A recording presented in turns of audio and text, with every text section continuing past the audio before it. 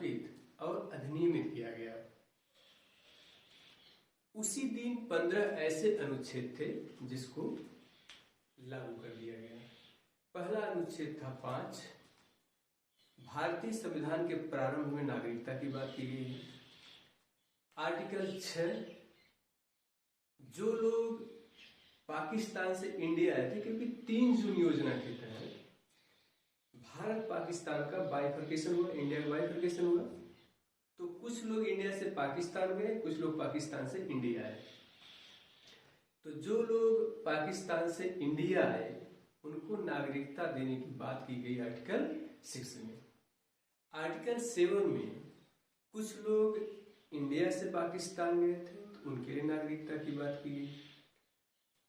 Article 8 में जो भारतीय क्षेत्र से बाहर रह रहे हैं उनकी नागरिकता की बात की गई। भारत से बाहर रहने वाले भारतीय मूल के कुछ व्यक्तियों की नागरिकता का अधिकार। आर्टिकल 9 में जो लोग इंडिया से बाहर जाकर के वहां की नागरिकता ले ली और स्वेच्छा से भारतीय नागरिकता त्याग दी, तो यहाँ जाहिर सी बात है उनकी नागरिकता समाप्त हो जाएगी।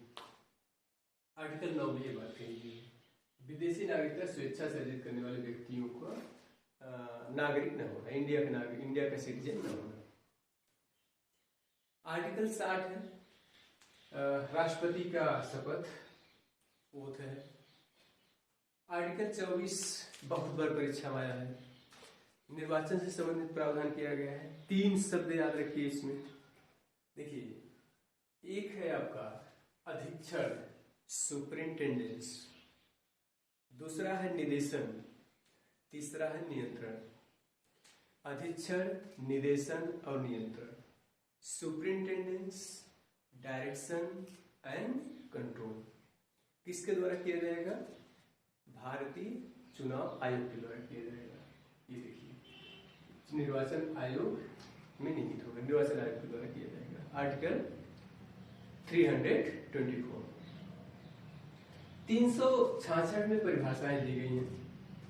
किसी भी चीज की अगर परिभाषा देना है तो समय समय पर परिभाषा दिया जाता है, जो सुप्रीम कोर्ट द्वारा तय होता है। वो कहा गया 366, उसी समय इसको लागू कर दिया गया। 367 में जो परिभाषाएं दी जाएंगी उनका इंटरप्रिटेशन किया जाएगा, मतलब व्याख्या किया जाएगा। बिना व्याख्या का तो कोई चीज आप प्रूव कर ही नहीं सकते।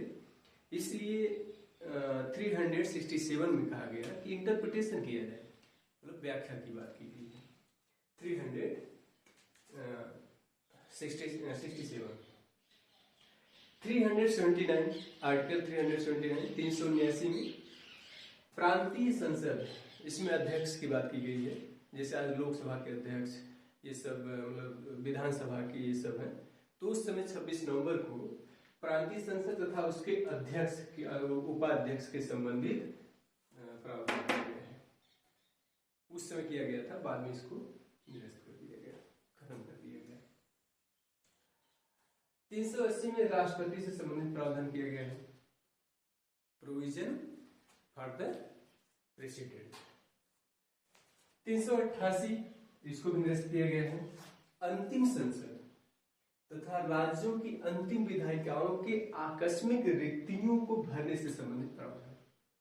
अब नहीं, अब चुनाव होगा, आकस्मिक रिक्तियां नहीं भरी जाएंगी, चुनाव होगा। जो आएगा अतिरिक्त कार्यकाल, ध्यान दीजिए, अतिरिक्त कार्यकाल जो बचा है वो अतिरिक्त कार्यकाल के लिए चुना जाएगा।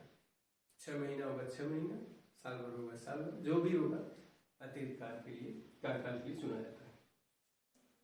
प्रधान भी ऐसे ही होता है।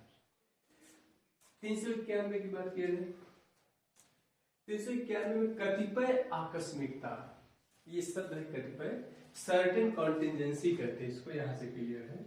सर्टेन कॉन्टिजेंसी में पहली तथा चौथी अनुसूची में संशोधन की राष्ट्र को शक्ति है। पहली और चौथी अनुसूची में राष्ट्र को संशोधन की शक्ति दी गई है 391 में।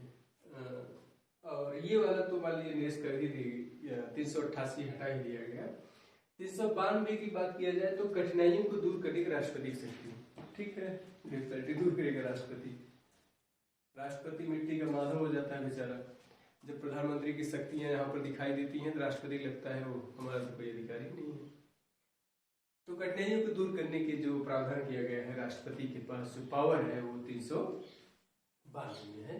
और फिर इसके बाद जो है शार्ट टाइटल की बात की गई है 393 में, संक्षिप्त नाम जो लिखते हैं हम लोग, ठीक, उसका प्रावधान किया गया है 392 में। दोस्तों इस प्रकार से 26 नवंबर से 1949 को जो संविधान सभा बनाई गई, पूर्ण रूप से जो संविधान बनाया गया, लागू किया गया, तो जो प्रस्तावना में जो बात कही गई